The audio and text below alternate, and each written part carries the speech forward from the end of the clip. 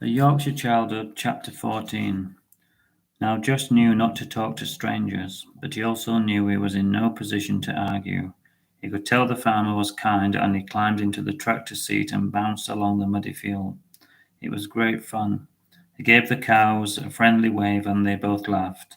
This is a great adventure, he thought. He could see the village getting closer, and he couldn't wait to explore it. He had £1 in his pocket, and he couldn't wait to buy a bag of chips and eat them on a bench.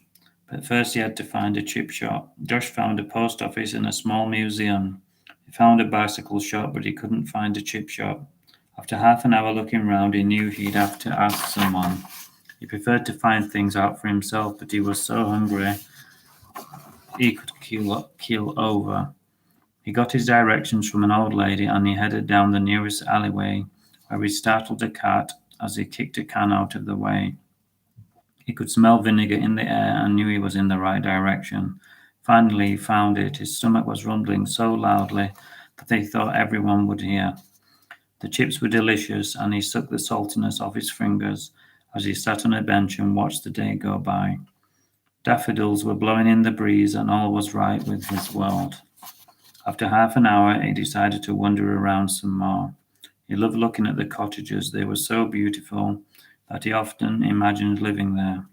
Even though he was only 12, he was mature for his age, and he often thought of the future, although he had no plans or rush to grow up just yet.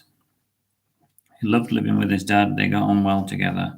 His mum had died in childbirth, and to most boys that would be traumatic, but Josh accepted it like he accepted most things in life. He could tell life was cruel despite observing nature, but he didn't want to dwell on bad things. He only cared about the good. He lived for pleasure, and who could argue with that?